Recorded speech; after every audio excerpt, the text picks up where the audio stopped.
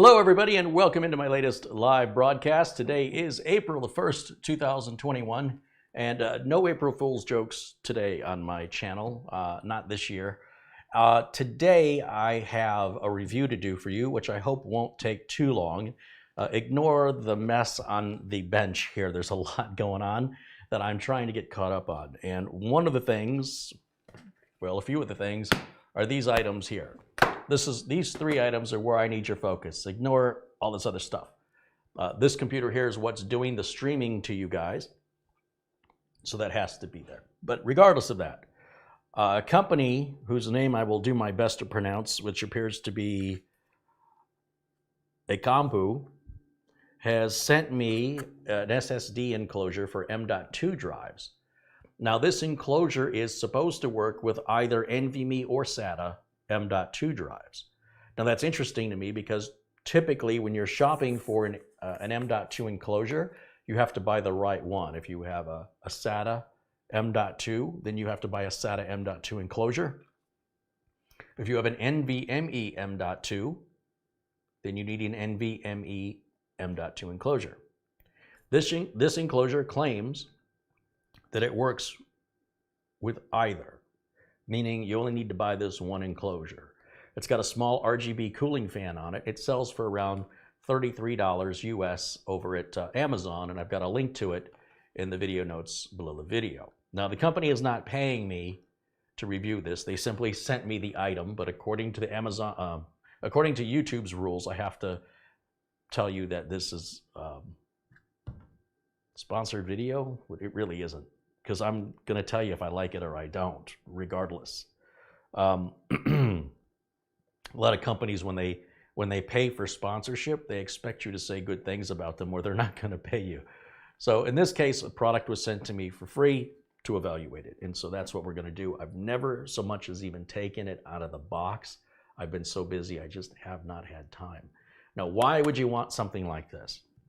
Well, because of the price of solid-state drives dropping and their capacity increasing, this is a great way to find a use for an older solid-state drive that you can then kind of use it like a flash drive. It's also great if you want to clone from one to another. So if you're upgrading or migrating from a smaller drive to an NVMe drive, or even to a larger capacity SATA drive, you can just plug it in this temporarily, hook it up to USB, use a program like Acronis to do your clone, and then replace the new unit with the old, whatever you're replacing on the old side, in the motherboard and be done with it. And then keep this as a tool. You know, you don't have to keep a drive in it. Like for me, this would be a great tool to have around for any time I have to, let's say, recover or rescue data. Such an example would be customer brings me a system where the power supply is dead or the motherboard is dead or the RAM is dead for whatever reason. Maybe the video card's bad. For whatever reason, it will not boot. Customer says, look, my first concern is I need to make sure all my data is okay. Because, you know, customers don't make backups. How do I do that? Well, I would remove, if they had an M.2 drive, I would remove the M.2 drive and put it in an enclosure, a SATA enclosure or an NVMe enclosure, depending on which M.2 drive the customer has. I would have to, basically, the drive should say what it is. There should be a sticker on it. There's other ways to tell, but I'm not going to get into that.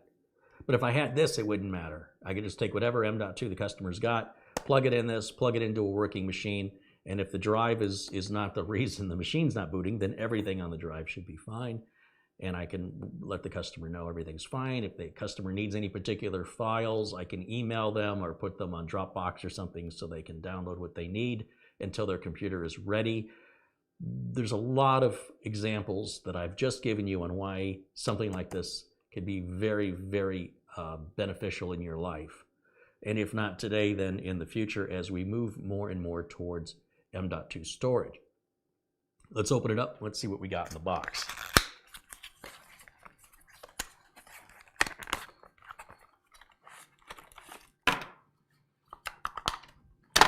Oops. Okay, this is the little documentation that fell here. We'll put that there. We've got a USB Type A to Type C cable, and then we have a USB Type C to Type C cable. What's this? Oh, this is a small screwdriver and spare screws.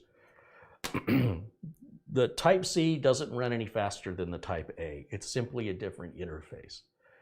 If you have Thunderbolt, that's a different story because Thunderbolt shares the USB Type C. This starts to make USB sound really confusing. You can even get little adapters to convert Type C to Type A or Type A to Type C. For most USB devices, it makes absolutely no difference in the performance. It's all based on what plug you're plugging it into the back of the computer. It's just the plug that's different for most of you. Those of you with Thunderbolt 3 or Thunderbolt 4, whatever they're up to, is sharing the Type C connector, in which case you wouldn't be using it wouldn't work in USB. If you put an adapter on it and plugged it in, it just wouldn't work. I don't think it would work. But if it did work, it'd be significantly slower than what Thunderbolt can offer you. That's how often I use Thunderbolt. I don't really know because I don't care. I've run into very few customers who use that. Finally, the last thing we've got here is the device itself, and let me walk it over to the camera so you can see the star of the show here. It's thicker, almost about the size of a Snickers bar. And you can see it's got a little heat sink there with this riser above it. This is a little cooling fan that I guess is RGB to add a little light to your life. There's your Type C connector that comes out of the back of the enclosure, which is getting more and more common on the one side of the cable. And it looks like just the one screw to remove it. I'm going to try and do this without reading any of the documentation. What? You never do that. And let's see if it's easy to install. I've got two M.2 drives here, and I have no idea if there's anything on this one. This one is an older Silicon Power. I made a note. It's in the wrong box. I had to put it in something to protect it. This is a Silicon Power 500 gigabyte SATA M.2 drive. This is a brand new, never before taken out of its package, Intel 665p 1 gigabyte NVMe M.2 drive. So, I suppose we'll start with the box that's already open with the drive that I don't know anything about. Ideally, I will have formatted it or removed the partition before I put it in the box. I get so busy I can't keep anything straight anymore. So this is the Silicon Power. Let me bring this up to the screen. This is the one we're going to try first. This is SATA and not NVMe. So this is a slower drive, and it's 500 gigs in capacity. And I don't like using the enclosed screwdrivers because they're really terrible. I'll bring the screwdriver up to the camera so you can see, but they're not very ergonomic. You don't get a lot of leverage on them. And I mean, if you don't have anything, it's better than nothing. But if you have a larger screwdriver that will fit these tiny screws, like the JIS driver you see me use all the time, which I should have in the drawer right here, this I think will do the job. And you know what? I'm going to put my glasses on for this because everything's getting smaller and smaller, and I'm getting older and older, and I think I might be also getting smaller and smaller. All right, so that's this one long screw came out, and it should just, does it open? Is there something else I have to do? Does it, oh, it looks like it slides. So it slides, does it slide? There it goes. I was having some difficulty with the slide because there's thermal tape on this side. Ooh, this looks toolless. Apart from that one screw. Oh, very interesting. Oh, okay. Wow, this is, I might just leave the screw out of that because that just slides in like this.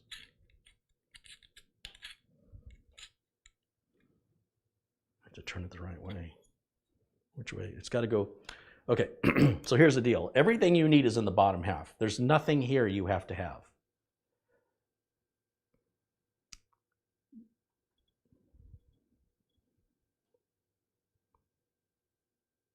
Okay, that's weird.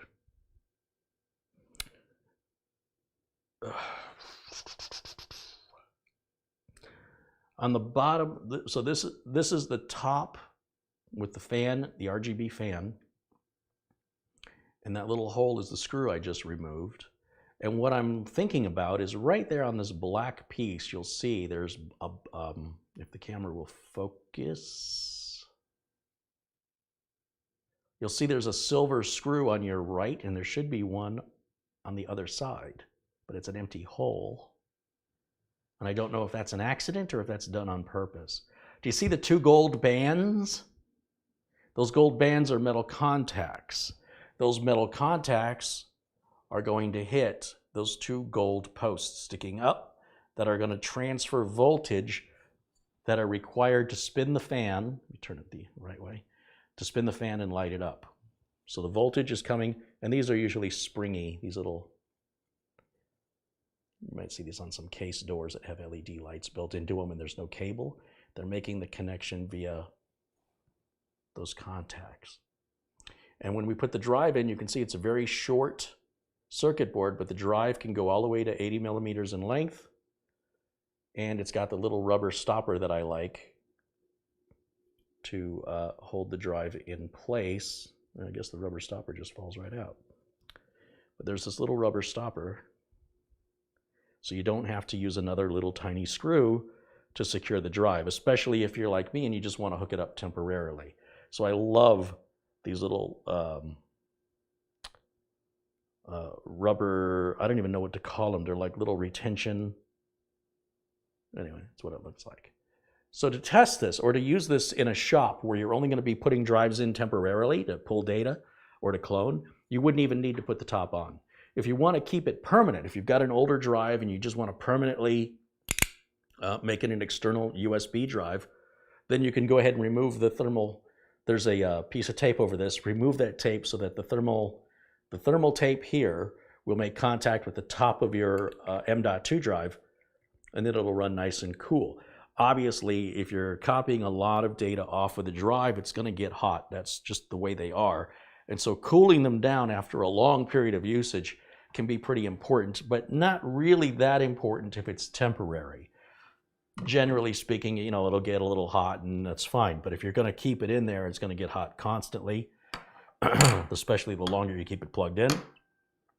Then that's a way to deal with the heat, is by putting the lid on. So we're going to do this proper. I'll put the lid on, but I'm not going to screw it down. There's just the one screw. Because it slides in, it sort of locks in position and we don't have to secure it, because I'm just going to open it up again. Now this is a SATA drive, and one of the ways you know it's a SATA drive is because it's got two cutouts at the top. An NVMe drive is going to have one cutout. If you do have an NVMe drive with two, I think I might have seen some in the past, the spacing is different. It's off like by one pin. But most of the time, the SATA drives have two cutouts up at the top here, and the NVMe drives generally have one, but some may have two. Okay, so with the label facing up, we're going to slide that into its socket.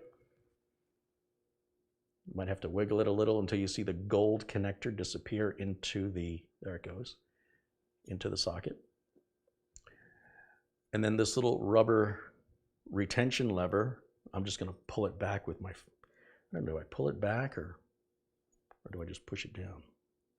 Let me try this. Let me take it out, see if it's any easier. And then I'll slide it over the edge of the M.2 drive. And then if I push it down, it should just fit into the recess And it does, and it holds it in place. That's it, we're done. Now we can plug it in and test it. See what's on this thing. So I'm going to plug it into the streaming computer here, so I need the Type C to go into this end and the Type A USB to go into that end. So we'll go here. Good solid fit. I don't want to see the cable falling out with some, you know, terrible fit. So that's so far so good. And I'm going to plug it in and I hope it works. I got a couple of lights that have just come on. And there's files on this. This is, there's an operating system on here, which doesn't matter. I mean, there's just your standard Windows folder structure, the temp and users and Windows and et cetera, et cetera. And what I want to do, just out of curiosity, is I'm going to run a speed test, even though this is not ideal to have it plugged into the same port I'm sharing with the keyboard and mouse, basically. I just want to see what kind of performance we're going to get. A SATA M.2 is going to go a maximum 550 megabytes per second, maybe 560 tops. So I'm going to grab CrystalDiskMark, which apparently I don't have here on the computer. I may put it on with yet another flash drive. So I'll plug this flash drive into another USB port back here so I can copy off the CrystalDiskMark Portable, which is a free program you can download and run yourself, just as you're about to see me do. I might be a version behind on CrystalDiskMark, but I don't, for this test, it's not that critical. Let's see, CrystalDiskMark, I have that. CrystalDiskMark Portable right there. Let me drag that to my desktop. Where'd it go? Didn't copy it. Okay, now I got it. Okay, so with CrystalDiskMark in place, let me remove my utilities flash drive. Don't need that anymore. This is still plugged in. This is still ready to go. Let me start CrystalDiskMark, and then I'll transfer, I'll share the screen with you, rather, over to OBS. So CrystalDiskMark should be starting. Let's go to OBS under Window Capture.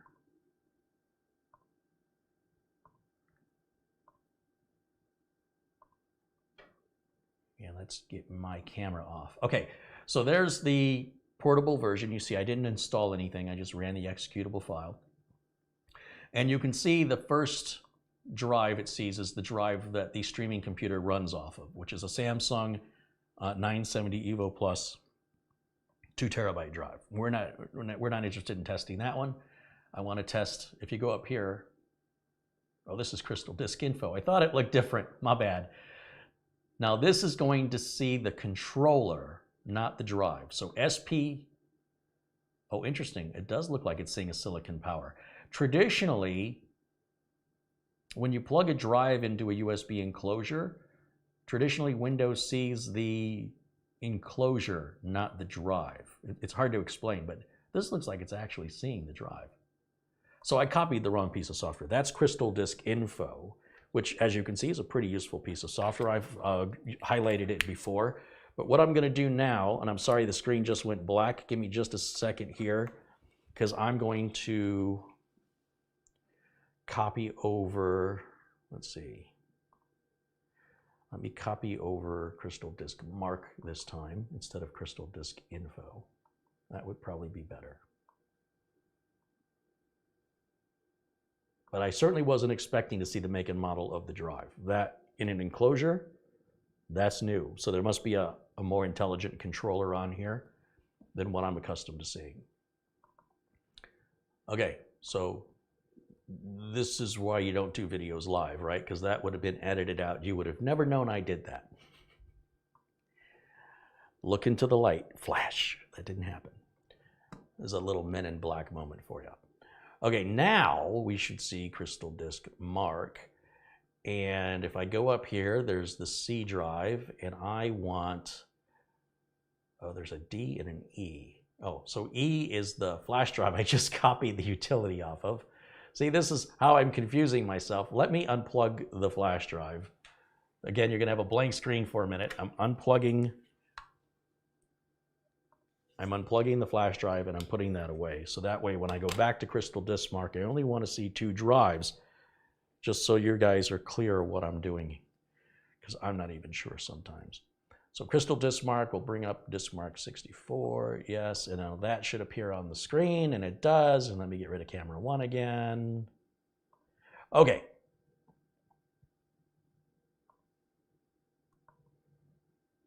Over here, I'm going to select drive D. Apparently, it's got 16% of its capacity filled with data. And I'm going to hit all the tests. Now, understand, I'm mostly interested in the first 2. The read and write, the top 2 is what I should say. They're not the first 2. The first 2 are, it's going to do all the read tests first on the left, and then it'll do all the write tests on the right. Okay, so it's going to take a couple minutes to run, and while it's running, let me give a shout out and a thank you to Tom Jackson, who just contributed $7.77, and XRod666 with $10. Says, it's been a while since I've been able to catch an episode. Your surroundings look different. Yeah, I'm in a different location right now. Now, the drive you'll see is doing 455 megabytes per second. Its maximum throughput is probably about 540, 530 if I had to guess, because that's the limit of SATA's limit is like 560. That's all SATA 3 can do. So then you move over to NVMe. When you move to NVMe, Generation 3 can go up to 3,600 megabytes per second, but USB can't go that fast. So it wouldn't make sense for you to buy an expensive NVMe drive because it's faster, only to put it into a USB enclosure, which is slower.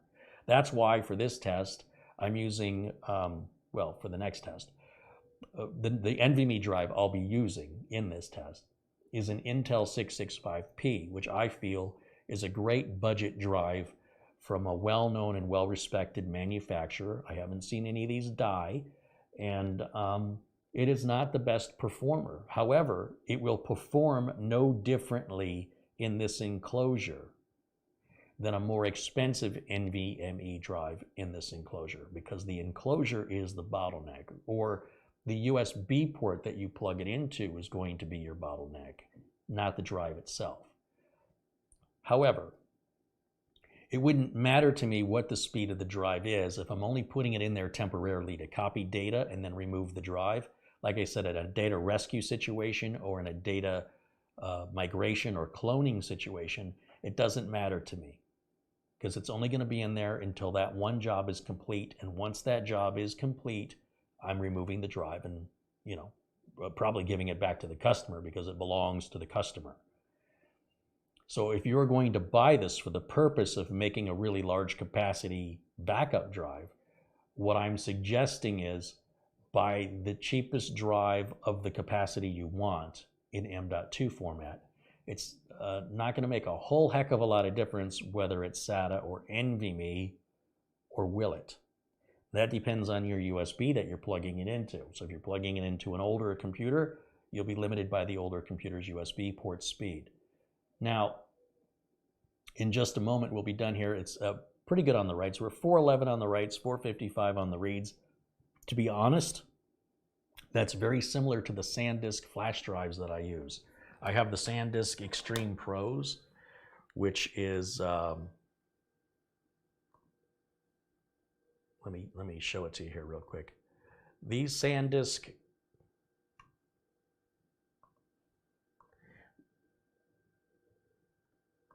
there we are. These SanDisk Extreme Pros in capacities of 64 gigs all the way up to 1 terabyte move data about just as fast, and you'll see it's a lot smaller. But that doesn't help you in transferring data for a customer, nor does it help you if you're trying to upgrade a current M.2 drive to a newer one, nor will it help you if you're trying to upgrade from SATA to NVMe, right? So in those cases, you need an external enclosure like this. And like I said, traditionally, I like the pluggable enclosure, but that's only for NVMe M.2s. if I put a SATA M.2 drive in the pluggable enclosure that I like so much, it won't work. It won't read it. So this may be a new favorite here. Let's go back to that screen and see where it's at. There we go. You know what? Those numbers look pretty good. 455, 412. Like I said, I'm mostly interested just at the two numbers at the top, the read number and the write number. Okay, so let's close this out. We'll go back to camera 1 again. And you don't have to do the safely eject thing. You can just grab the drive. As long as the lights aren't blinking. You see there's lights in there. There's a blue one and a red one. There's 2 blue ones and 1 red light. As long as they're not blinking and you've got the folders closed, it's good to pull out. It's a little bit warm. It's not hot. It's a little bit warm. I'm going to pull this rubber plug. I guess you just, I don't know, are you supposed to twist it, turn it? Or are you supposed to just pull it out? I find it easier, just pull it right out. And then the drive will just come out. There it is.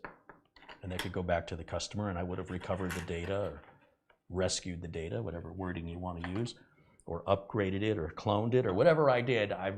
That's how easy it can make the job. And I still have the enclosure. It's a great tool. Brand new Intel 665p, or is it a 660?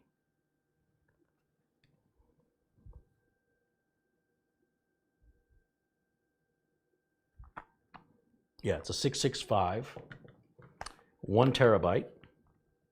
And this can read up around 2,000 megabytes per second, 1,800 to 2,000, depending on which computer you plug it into.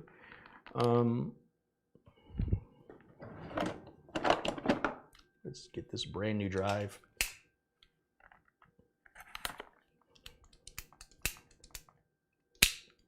I gotta break this in.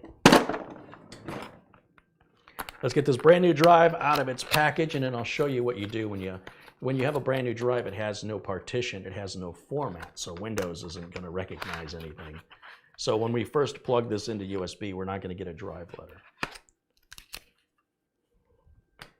Oh, they're packaging differently now. Intel used to package in cardboard. Now it's one big solid piece of plastic. I guess anti-static plastic.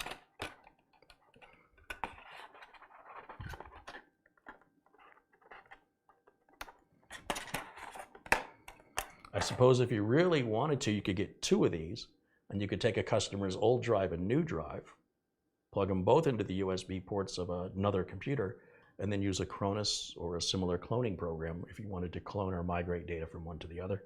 Be a bit slower that way, but it'll do the job.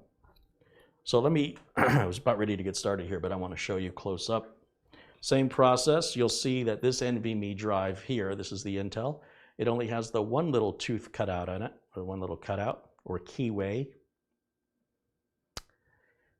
And it doesn't install any different. It's just gonna go into the socket. It kind of goes in on an angle. We're gonna line up the notch with what's on the drive here. That's interesting because those notches are not aligned exactly the same. I wonder how they did that.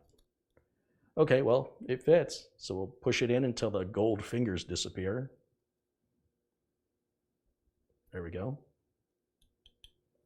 And then I've got that little rubber retention thingy. I'm sure it's got a name in the instructions. And I don't know how you're supposed to do it, but I find it easier to just go ahead and put that on now. It's got a groove in it, and it just fits into the groove of the M.2 drive.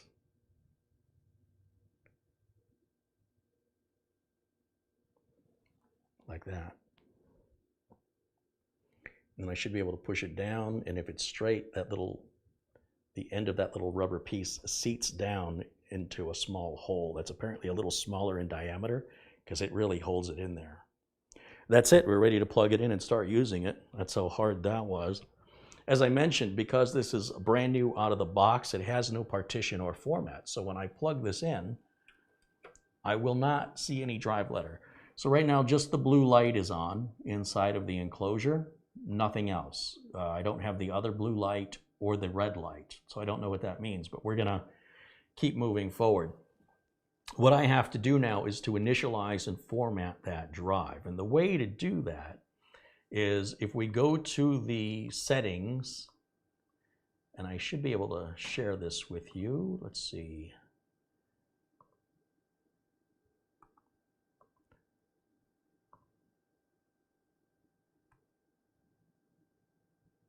Why is it bringing up a calculator? Well, it's not going to let me share. Okay, I guess it doesn't consider this a window. So when I'm in the control panel, I'm going to go to,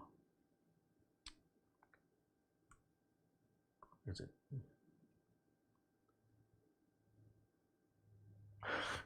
Since I can't show it to you, there's no reason on me doing this the hard way. If you right mouse click on your Windows start button in the lower left of your screen, if you use the right mouse button one time and let it go, then you're going to see a bunch of options. And one of those options, about 5 or 6 from the top, is called Disk Management. I'm going to go ahead and select Disk Management. And then I should be able to share the screen with you. Ah, there it goes. So it's nice when things happen automatically like that. Let me get rid of that camera so you can clearly see what I'm about to do here. It's when I go into disk management, the first thing disk management does is it looks to see if there's any disks that need managing. Go figure. Well, it turns out Windows is smart enough to recognize you've got a disk here that is unmanaged. It has no partition and no format. So it immediately brings that to your attention with this window. That's the initialize disk window. And initializing it means essentially partitioning it. It's not formatting it. We used to interchange the word initialize and format. Have you initialized the disk? Have you formatted the disk? That meant the same thing. Well, Microsoft has decided to change the definition. So now initialize means partition. So we can choose a master boot record or a GPT partition. I'm going to go ahead and select a GPT. There are reasons why you would do MBR for older operating systems, but you shouldn't be running XP anymore. So I'm going to go ahead and choose GPT and click OK. Now what that's going to do is it creates, well, let's see if I can share the next screen. I'm still here. Don't let the blank screen fool you. Okay, so what it does is it creates one big partition, which is what we want. And it's got these diagonal lines through it. When you see diagonal lines in disk management, that means it's an unused area of the disk. Meaning it's not partitioned, it's not formatted, it's just space you're not using, or it's an operating system format that Windows doesn't recognize. If you're switching between different machines, I guess. If you're switching between an old, I don't know, maybe a Linux format, I have no idea. So for me to be able to use this drive, now that I've initialized it, I need to format it. So I'm going to use the right mouse button on this area that's, diagonal lines. I'm going to select New Simple Volume, which I guess you guys can't see this because I don't see it appearing on the screen, but New Simple Volume is the first option. When I select New Simple Volume, the New Simple Volume wizard starts. And again, it's not, OBS is so literal, it's not sharing what I want it to share, so I have to go into OBS to see if I can get that screen that's up before I proceed.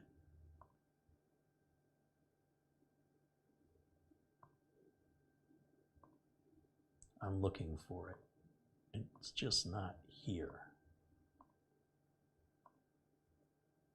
Great. So OBS, oh, that's it. Okay, so this is super easy. You don't have to do anything other than go with all the default values. We'll click Next. If you wanted to just change the amount of space to a smaller amount. I don't know why you would. These are more advanced things, so I'd rather not talk about them. I want to keep everything really simple. If I buy a 2 terabyte drive, I want it all in one big partition because I don't live in 1997 anymore. And any reason anybody has for partitioning means that those people live in 1997. And that's fine. They can live there. It doesn't bother me. But please understand that's an old school logic that no longer applies in today's operating system environment. So I'm just going to leave it as default to maximum size and hit next. And it wants to know if I want to give it a specific drive letter. I do not. Just whatever the next drive letter is fine with me. So I click next. And it wants to know what format. NTFS is exactly what I want. The allocation unit is default, and the volume label is new volume. That's fine. You can give it any name you want to give it. I'm going to leave it at new volume. Perform a quick format. Make sure that that remains checked. Do not uncheck it. And do not check this box, this enable file and folder compression. Might as well just say, would you like to severely slow down your performance? Who clicks yes to that? So next, and now it's giving us a summary. Okay, this is what you're telling us you want us to do, right? This is a summary of what you just said you want to do. The volume size, type, the, allocation unit size. Anyway, I haven't changed anything. Just next, next, next all the way through it and finish. And in just a moment, you'll see that it is now ready to rock and roll. So I'm going to close this window. Oh, again, OBS didn't show you the completed disk management window. So there's the disk management window showing this volume here. And, oh, you know what? I was wrong. The diagonal lines appear on what's selected. I was thinking the diagonal lines were showing us there's no partition, but the diagonal lines appear in the background to identify the highlighted partition, the in focus partition. Okay, so now it says it's new volume D, there's its capacity, and that it's healthy. Fine, good, great. So I'm going to then start CrystalDiskMark Portable. And as soon as that starts, hopefully you guys will get that on the screen.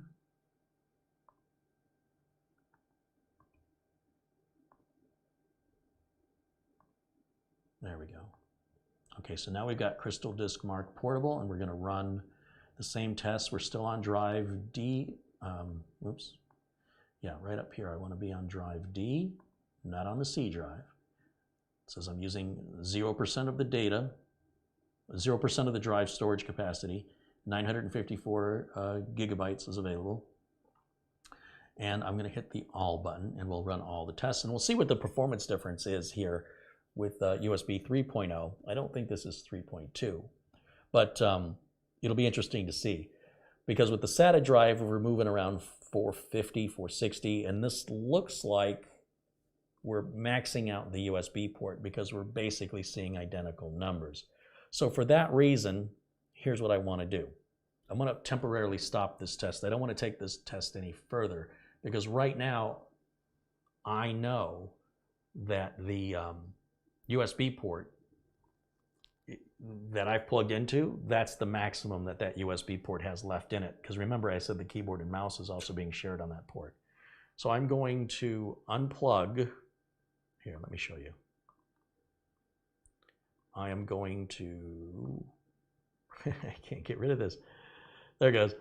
So I've unplugged the drive, and I'm going to plug it into another port here on the back. Let's go right back here. This should be a faster port. And then let me go back to, I'm going to close CrystalDiskMark and reopen it again so it reanalyzes the attached drives. And then I will share with you CrystalDiskMark. Good, there it is. And let's see what it can do.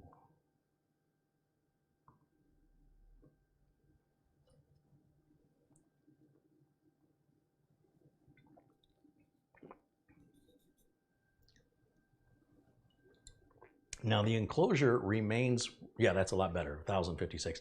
So the enclosure remains with just a single blue light lit up in it. With the SATA drive, it has the blue and the red light. Two blues and one red. I only have one blue that is lighted up. And that suggests to me that you can tell if a drive is in SATA mode or NVMe mode by the lights that have lit up inside of the enclosure, which you cannot see when you put the cover on.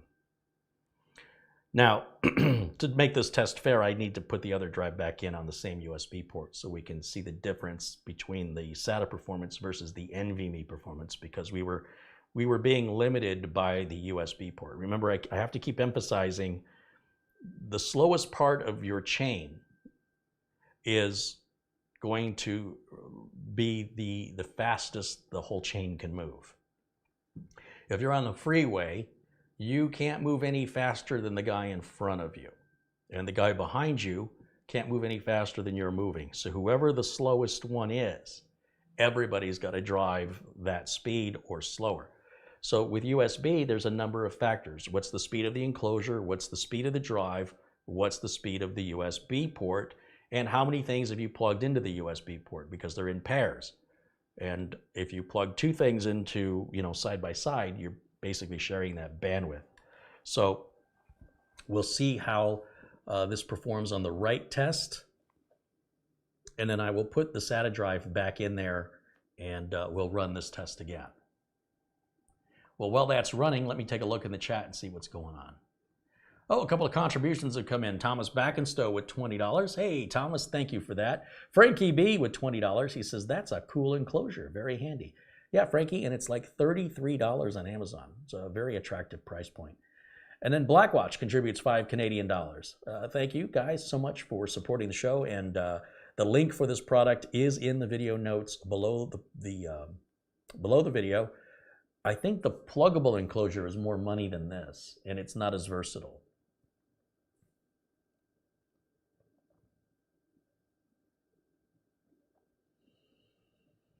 Okay, so we're done with the read tests. We move on to the write tests.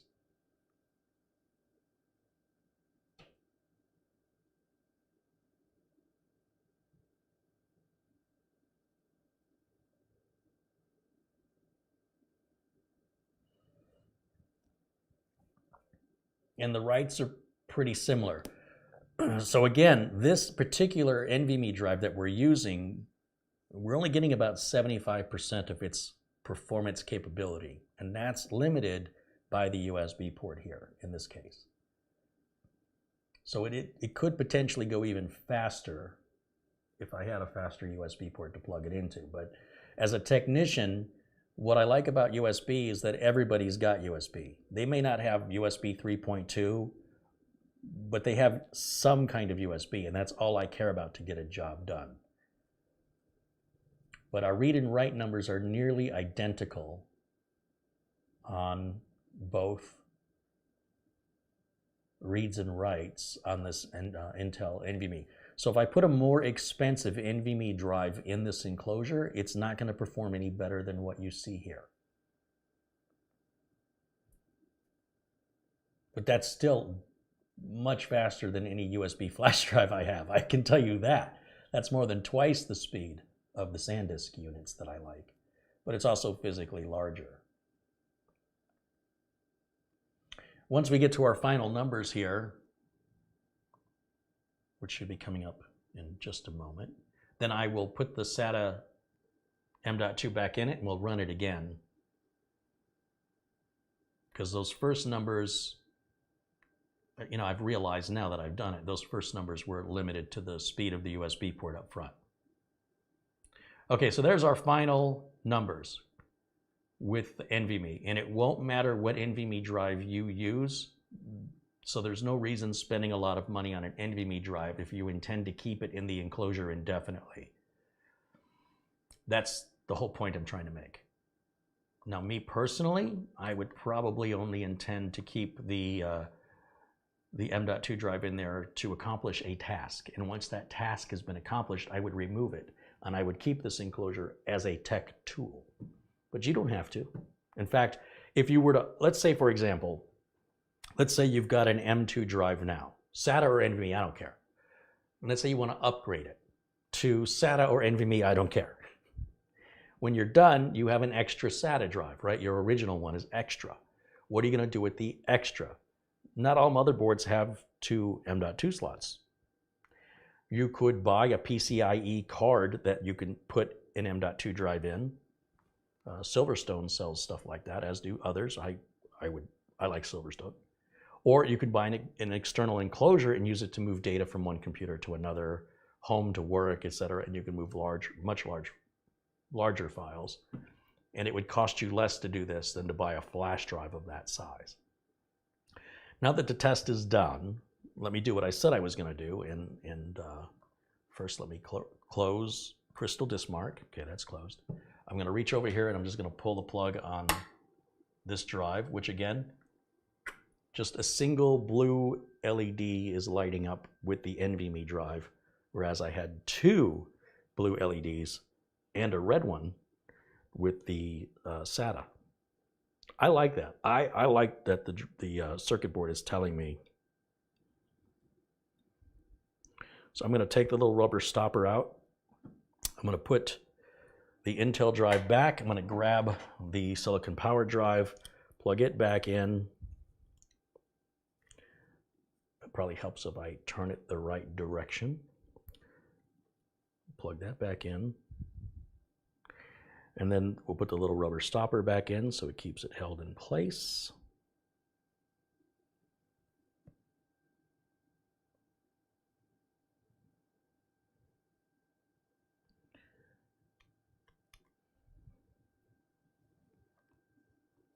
I still prefer this over having to deal with one of those little teeny tiny screws. It's hard to find a screwdriver that'll fit them. If you drop one, good luck finding it. This is much, much better. And just to make things interesting, let's put the top on it and see what it looks like when it's all lit up. Which way does this go? I don't know which way is the front. Okay, so clearly the gold pads go to the gold pins. So that's going to, where does it go in? You've got to take it all the way from the bottom, it looks like, and slide it completely across. I wish it didn't make you have to, maybe it doesn't. Okay, it looks like, I stand corrected, it looks like you only have to put the top on about a ½ inch away. It'll seat down in there. Once it's aligned, you'll see it seat. Once it's seated, you just, with keeping downward pressure, slide it forward. And now you should be able to see that fan light up. So for the purposes of seeing the fan, I'm going to plug it in one more time up front before I test it so we can just get a look at it.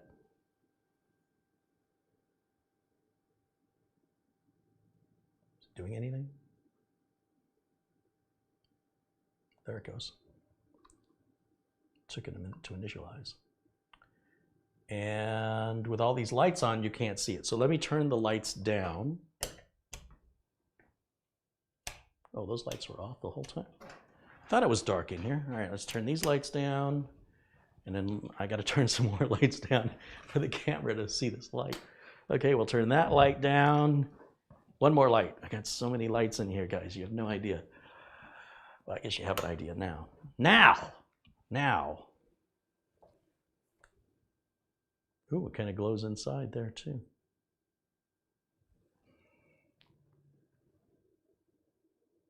Still doesn't show up very well. Let's try more zoom. Let's go this way.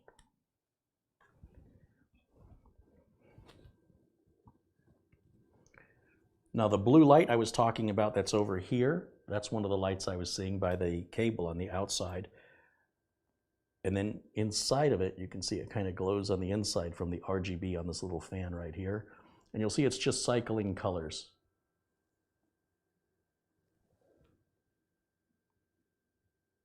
And that'll help keep your drive nice and cool.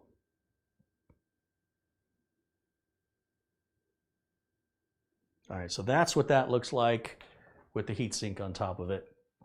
Let me pull the zoom back out a little bit here. And then let's repeat the same test the same way. So let me bring the lights back up. That's a nice, look, if this thing didn't have the RGB fan on it, I think $33 would be a fair price, a really good price. But because it does have the RGB fan on it, to me, it just adds more value. Okay, there's one light. Let me come around over here. This is why I need a producer. Somebody could be doing this while I'm still talking to you in front of the camera. So bear with me. One-man band over here. More lights, more lights. Okay, all the lights are back on. Now, to make the test fair, one more time, I'm going to take the top off of it because I don't want to give it like a cooling advantage or anything. And the drive, again, it's not hot. It's just barely warm. I'm going to plug it into the same. I've got a red USB port over here in the back, which I guess is the fast one. And we were getting a little over 1,000 on this before. Once again, I'm getting the two blue lights, and the red light that I mentioned, I'm recognizing is a red LED on the M.2 drive. It's not in the enclosure. This is making more sense. So one blue LED means NVMe, two blue LEDs means SATA, and the red LED means you're looking at an LED on the M.2 drive. Yes, some M.2 drives have LEDs on them, such as the Silicon Power one I'm using here. Now, with that confusion out of the way, let me move on to my next confusion. Now, let me start CrystalDiskMark, which I hope for the last time, and I can do this final test for this real quick review I wanted to do. How many times have I said this? Let's see if that's going to work. Yes, yes, it works. And we'll hit do all. All right. Now, as I mentioned, we should see up to 550 megabytes per second. And when we hit the 460, I was thinking, well, maybe that's all the Silicon Power drive did, but that's a little better. That's a little better now. So we were definitely seeing a limitation on the USB port. So essentially, here's your takeaway. From the testing I'm doing, you can go twice as fast with an NVMe drive, regardless of the NVMe drive's price. A faster NVMe drive will not run faster in this device. And SATA 3 is SATA 3. It's just going to run at SATA 3 speeds. There's no SATA 4. So that's the conclusion. We're probably going to see write speeds at around the same 500 megabytes per second. But this is a far more accurate test. So I'll tell you what, let me go ahead and turn camera 1 back on. And what I can do is I'll just share the screen with it. And we'll put it over here so you guys can see it. And if you want to see the blue LEDs, I guess I can show you that while the test is running anyway. I got to move the camera towards the back of this computer so you can see it. Let's go all the way over here like this and then zoom it way in. And then I can show you what I was talking about with these LEDs. So this blue LED by the cable is the one that you were seeing shine through. This one up here, I realize my hand's covering it up. There's a red LED on the M.2 drive, which the camera's not picking that up that well. But it's right there, it's blinking right now. And then there's another blue LED that comes on down here at the bottom that I guess is indicating SATA. I'm not even sure anymore. But you won't see this little blue one, and you wouldn't see this red one when you have the cover on it. This one shines through to here.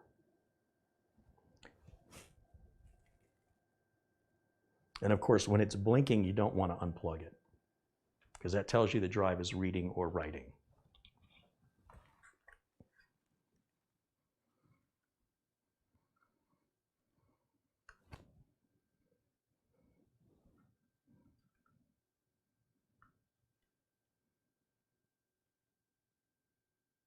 So overall, this is a win in my book. I like this. This might be replacing the pluggable unit. in future videos where I have to do upgrades or data rescues, I'm definitely going to have it in the toolbox. This is going to be a new part of my toolbox. I like how it's made. It's nice and solid. I like that there's only the one screw, and I like that I don't have to put the screw back in. The RGB fan, look, it's not important. It's probably not doing much. It looks cool, and it's really not making the drive much thicker. A little bit thicker, but that's not a big deal for me. I don't mind that one bit because it's not significant. I wouldn't buy it for the RGB, but I wouldn't not buy it. And again, if you don't like it, you could disable it. You know, there's a screw here that you could take that whole piece out. But I wouldn't. I don't see any harm in it because remember, it's powering the fan too. So write speeds are a little bit slower, but that's going to be on the SATA drive side, not on the USB side, because we can confirm now that USB port can write over 1,000 megabytes per second.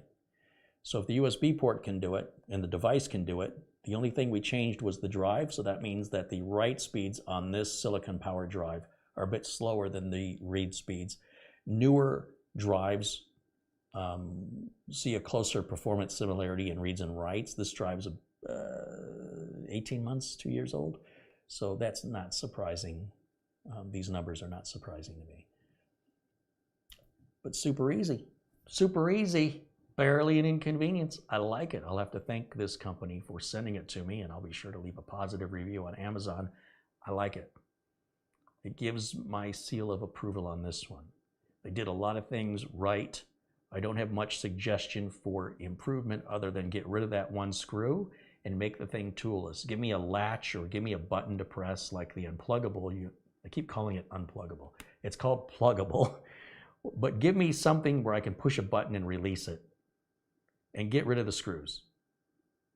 That's my only suggestion for improvement.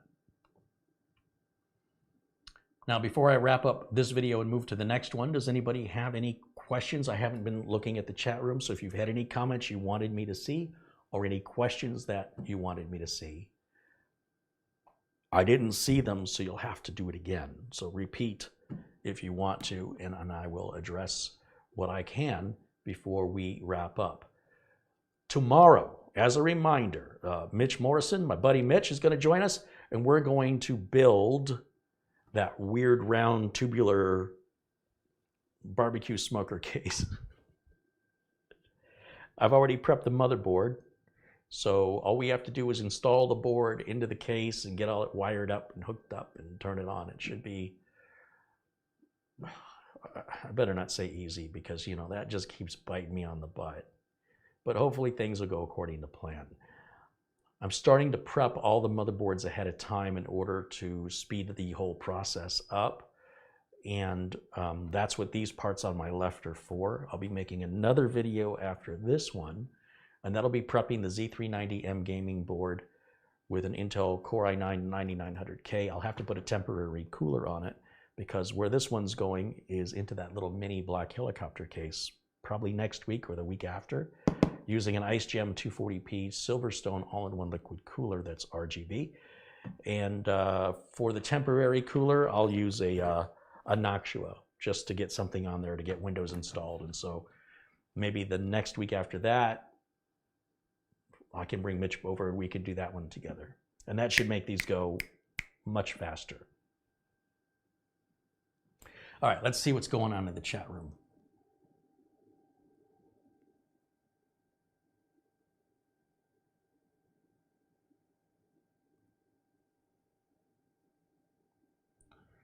Oh, I was informed by a viewer today that one of our loyal Blue Army has passed. If you guys recall, there was a guy in Scotland who was mailing me calendars that he was an amateur photographer, and he had these calendars, and I showed you the calendars. They're like this big with the most beautiful landscape photography. And though he's an amateur, he calls himself an amateur photographer. These were amazingly well, in focus, artistic, beautiful framing, beautiful photos. And so back in 2019, this guy named Dave Murray said, hey, I make these calendars, And I said, wow, it's beautiful. You guys should know about this. And I showed it to you. And then you guys, I said, if you want to order one, talk to Dave. He'll sell them. It's not his business. He wasn't like making calendars, but he did for, why not? And then 2020 came around, and in the mail, with no warning, there's a big envelope like this. I'm like, well, that can only be one thing. It's coming from Scotland. And sure enough, it was a brand new calendar with brand new photos from Dave Murray. And once again, I brought it out and I showed it to you. This last January, or maybe late December of 2020, I got the 2021 calendar for Dave Murray. And I said, wow, I guess this is going to be a thing now. I guess I'm going to get a calendar every year. And I'm not complaining. They're beautiful, absolutely beautiful. And I just heard the news that Dave Murray has passed and he's no longer with us. And that, of course, is a tragedy. And my heart and prayers go out to his family, who I'm sure are completely devastated. And I just want them to know that he'll be remembered in every good way. I have no negative experience at all with Dave Murray. Dave has never been anything but kind and supportive. He was never critical. He never made any suggestions for me on what I could do to be better. He never crossed that line that a lot of viewers, I suppose their heart's in the right place, but Dave never did that.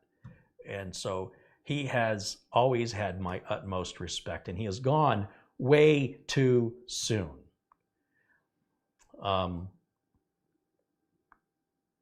It's my understanding it's not a COVID-related illness, and what it is none of our business, but it's not that.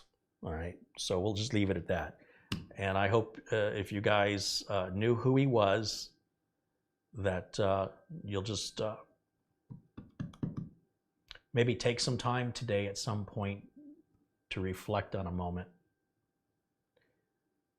or however you want to process, but that would be a beautiful expression.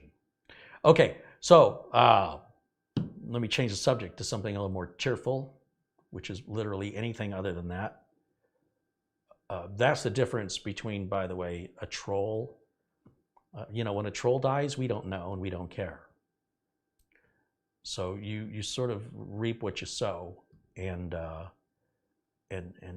Dave will be reminded of Dave fondly here in the chat room. We will fondly remember Dave. Many of us will. Okay. I hate talking about stuff like this, but I think it's important to know. I don't know how many other viewers I have lost. When people stop showing up in the chat room, I don't know if they've moved on, they lost interest or whatever, they had enough, or if something has happened to them. And with as many viewers as I have, I don't know everybody's phone number or email address to reach out and say, hey, I haven't seen you in a while. And then what happens if you don't get a response back? Maybe you said something that offended them. I don't know. So in this case, if you're aware of somebody that's a part of our family here where something has happened, please do let me know, because otherwise I probably won't know. I just don't see them anymore. And I never think the worst. I never think, well, oh my gosh, something probably happened to them. It's not the way my brain works. I just assume they've got other more important things to do. So yeah, if you're aware of that, please let me know. A gentleman also reached out who I hadn't heard from in a few years. And he reached out last night, and he let me know that the reason he hadn't been around was he got into a really bad financial situation. And even when he was hanging out, he was too proud really to talk about it. And so he was homeless for 3 years. And now he's getting back on his feet, and he reached out to me to say, hey, let me explain why you haven't seen me in a long time. And then finally, you know, I guess the pride is no longer what it once was, and he's able to be honest and truthful, and there's nothing to be ashamed of. And, you know, my attitude is, I'm glad you're back on your feet, and now don't fall off your feet again. You know, now that you're up, start moving forward, make me proud. Don't worry about what happened in the past. Let that go, move forward. Don't let that stuff back there hold you back or be an anchor. Move forward, do something productive that's good for you. And whatever that is, chase a dream, go after it. Nothing's stopping you but you.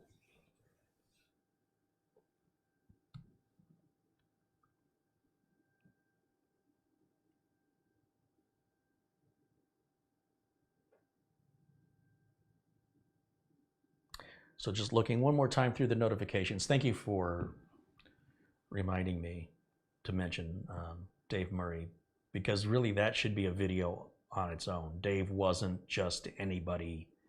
He was one of the standout members of this community that, you know, well, I'm sure many of you are wonderful people. I don't know a lot of you, but I got to know Dave. And the more I got to know him, the more I liked him. And I really wish there could have been a time, because I have a few viewers in Scotland. I wish there was a time I could have gone to Scotland and met up with viewers who were willing to meet with me. And Dave was one of those people I wanted to meet with. But that may still happen, just in another realm.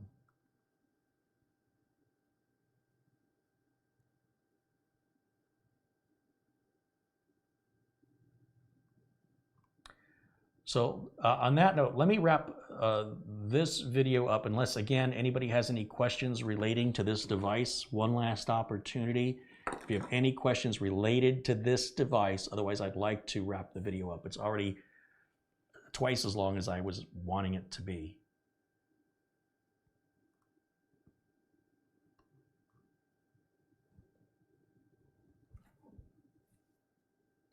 So what I'm doing right now, there's a delay between when I speak and when you guys hear me. So I am intentionally putting a pause here and waiting to see what comes through the chat room for any questions. Barring any questions, then we'll go ahead and wrap it up. And then I'll come back with yet another video tonight, as I mentioned, to prep this board.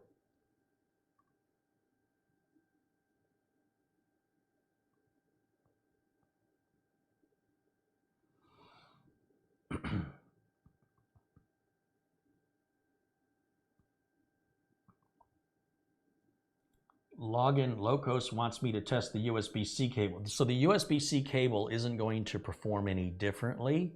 It's just a different connector, or at least it is with this motherboard design. So if I, like on the laptop, my Type-C connector is also Thunderbolt. But if you want me to prove that to you, let's do that. I've got the, certainly no harm. I've got the Type-C to Type-C cable here. Let me unplug this. We'll just change the cable out, and we'll go from Type-C to Type-C on the same drive. Actually, no, it wouldn't make any sense for me to do it on this drive, because we already know we're peaking out the performance of this drive. We are not peaking out the performance of that one. So once more, let me change the drive again. But luckily, this is quick and easy. This is why I like toolless designs, because I have work to do and I don't want to mess around, especially when I'm in a hurry. When you're going to deal with a very tiny part and you're in a hurry, yeah, those two things don't get along very well. So here's the Type-C with the Intel NVMe drive. We'll plug it into my one Type-C port I've got back here. Now, Type-C doesn't have an up or a down. You can put it in either way, but I don't see it doing anything. It doesn't feel like it's in all the way. There we go. All right. So that brings up the drive. Let me bring up CrystalDiskMark again. Let's start CrystalDiskMark.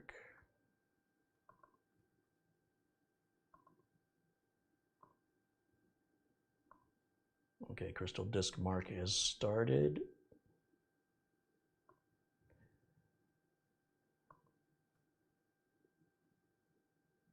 Why is it giving me the old screen?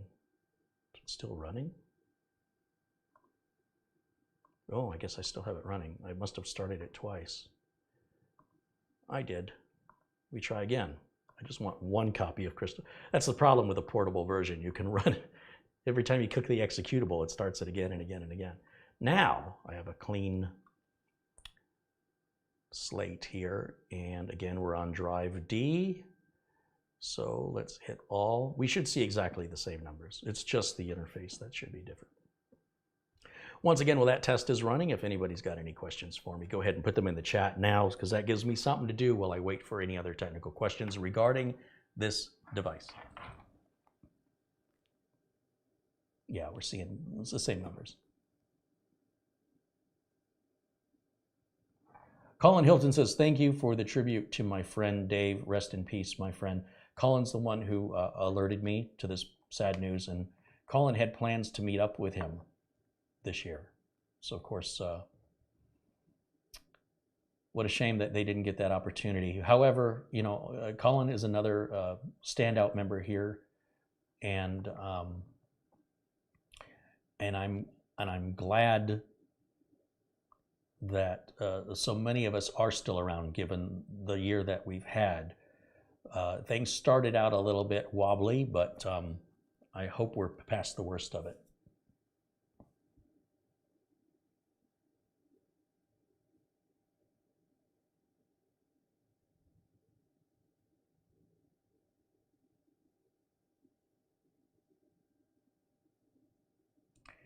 Does the little fan make any difference? Tristan, I don't know, because that would require more thorough testing that would take a lot more time. Basically, you'd have to let the drive run with heavy read and write activity for a good solid, I don't know, half hour, with and without the fan, while measuring the temps.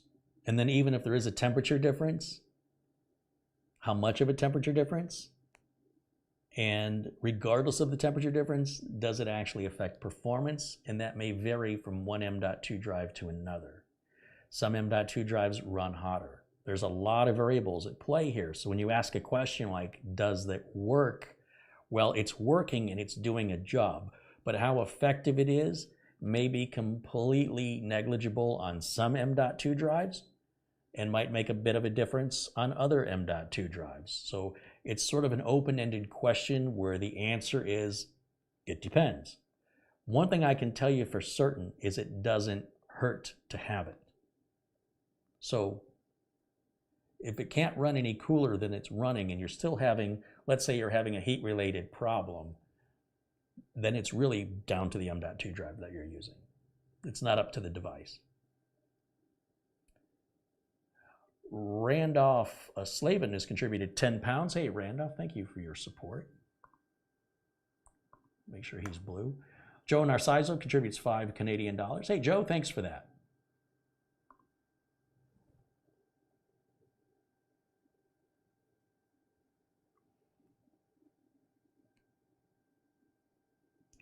This device itself, according to the package here,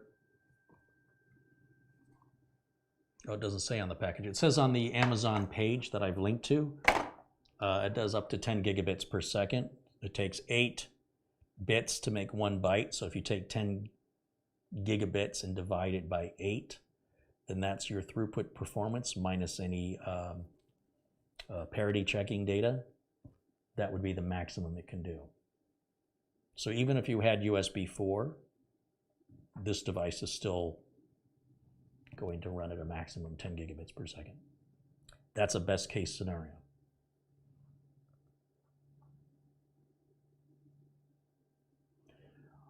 Login Loco says the Sabrent enclosure is completely toolless. I had some problems with the Sabrent enclosure where the USB cable, the USB-C cable would just fall out. It was too loose. And I had an issue with the magnetic post, getting it to hold the drive in place. I didn't like that as a Sabrent makes stuff I like and Sabrent makes stuff I don't like. And unfortunately, that Sabrent enclosure, for me personally, I don't care for it for those reasons. So I need it to be toolless, but I also, I need it to be easy to put the drive in and out. And that little magnet they're using drives me up a wall. And when I plug a USB cable in, it needs to lock in it. It can't just fall out. You see how I like to hang drives off the side of the computer. The drive would just fall and hit the floor, which isn't going to hurt the drive, but if I'm in the middle of transferring something, I guess I'm going to be starting again. That kind of defeats any performance, doesn't it? Chris L. contributes $5. Hey, Chris, thank you for your support. So again, what's right for me, what my preferences are, I'm not speaking for you. This meets my requirements. And if it just had a tool, if it just got rid of this one screw and gave me some kind of a button or a latch I can press to release it, it'd be darn near perfect. And Joe, again, with another $5 contribution. Thanks again, Joe.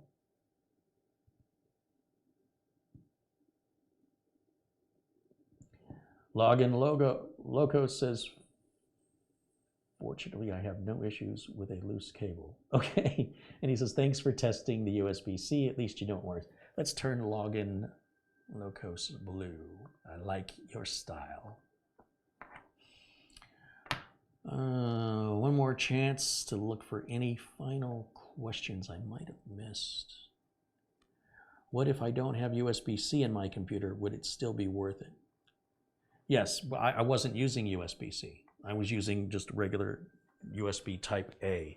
This little round cable that you find on a lot of modern smartphones. Hold on, I lost my focus here. Where's my OBS at? There it is. Okay, there's our final numbers. So let me get rid of that so I can show you some stuff.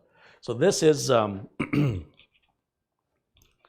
get two cables. You get one cable that looks like this. The Type-C end goes into the enclosure, and then this is just standard USB end. This is called Type-A. And the other cable, it comes with two cables, has this on both sides.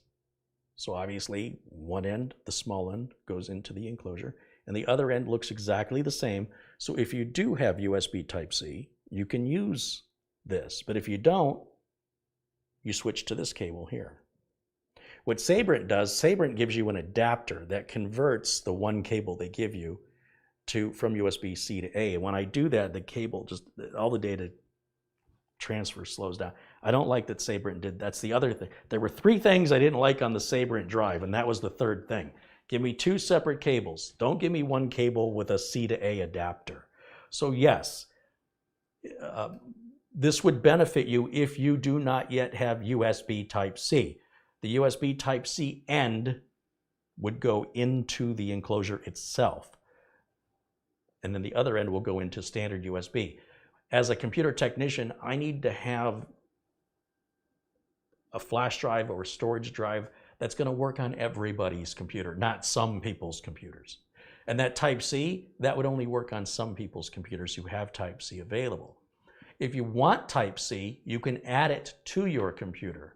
The folks at Silverstone sell, if you have an open slot available on your motherboard, you can buy a USB add-in card that can add a USB Type-C to the back of your computer. So you don't have to like replace the computer. You don't have to buy a new motherboard or anything. You can just buy a USB add-in card if you have the available slot. Maybe I'll get a hold of Silverstone and have them send me some of that stuff. They have some pretty neat add-in cards for things like adding USBs. You know, when I worked on the case that had a Type-C, but the motherboard didn't, and I said, well, that's a shame. Well, Silverstone sells a card that I could plug in that would give me the internal header to activate that Type-C on that case, on that computer case. They're not very expensive, super easy to install. You just plug a card in. You just have to have the space open in your case. You got to have the slot available. It's a small card. It's inexpensive. It's easy to install, and it solves that problem. So Silverstone, because of their reputation, they've been around a long time, and the quality of their stuff. The reason I keep mentioning Silverstone is because I'm familiar with them and I trust them. If you go to Amazon and you look for a USB add-in card, you're going to find a lot of Chinese companies, Chinese-based companies that you've never ever heard of.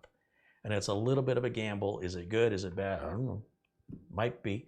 But if you buy the Silverstone one, which is probably a little bit more money, it's peace of mind it's going to work. You're not taking any gambles with that one. Is the power delivery the same on USB A and C? Well, in this example it is, because the only thing that's changing is the plug. When you get into the Thunderbolt Type-C adapters, then things start to change a little bit. However, for the most part, it's 5 volts. Everything's 5 volts these days with a computer. It's all 5 volts. You know, your keyboard's going to be 5 volts. Your USB is 5 volts. The voltage standard on Thunderbolt, I'm not sure. It's probably the same, but I'm not sure. But if you don't have Thunderbolt, then all you're really doing is you're just changing the interface. You're not changing any structure, just the interface.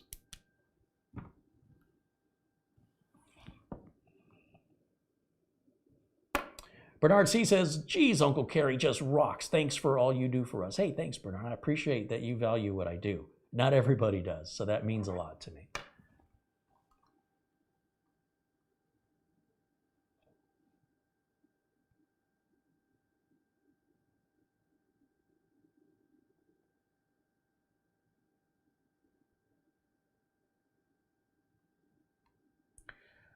Okay, I think I got all the questions. I hope I did. If not, you can certainly leave it in the comments below this video after YouTube processes this live video.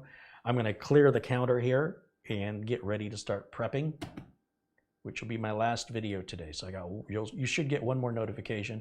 Give me like 10, 20 minutes or something to reset, and I'll be back. I hope you'll join me. Thanks you guys so much for joining. Thank you to Joe Narciso, and Ghost Shadow just contributed $2. He says, Ghost Shadow says, soon to see AMD boards with Thunderbolt and USB 4. Yeah. But you'll see Intel boards with that too soon. Thanks to Joe Narciso, Chris L, Randolph Slavin, Blackwatch, Frankie B, Thomas Backenstow, XRod666, and Tom Jackson for your contributions during today's broadcast. And of course, thanks to the folks at this company I've never heard of, but we're off to a good first impression here with, how do we say their name?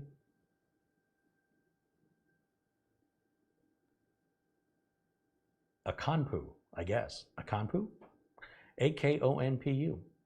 The link for this product is in the video notes below the video. It should be about $33 here in the US. I can't speak for other countries. That link will take you to the US Amazon. For 33 bucks, this is easily a $50 enclosure in my opinion. So yeah, I think it's a good value. It's made well. It appears to be made well. I'll use it in time and we'll see how it performs over time, but we are off to a very, very good start. I'm always very skeptical when I'm seeing a product from a company I've never heard of. So this is good. And I never even looked at the instructions. So the instructions probably, yeah, they're not too helpful. This is all I have. And half of it is in Cantonese or Mandarin. I don't know what that is. And it just basically is diagrams showing that it accepts different lengths of M.2. But most of the time you're going to be dealing with those 80 millimeter length M.2s. Those are the most common ones. But if you have an M.2 that's shorter, it'll work in there as well. Okay, so thank you guys so much for watching. Thanks to all my friends in blue for taking care of the wannabe trolls. They didn't last too long here, which always tickles my heart. I'll be back here in just a few minutes with the motherboard prep. And I hope you will come back as well and join me in that endeavor. I'm looking for an outro. I will use the old outro. Okay, guys, I'll see you here in just a little bit. Thanks for watching. Bye for now.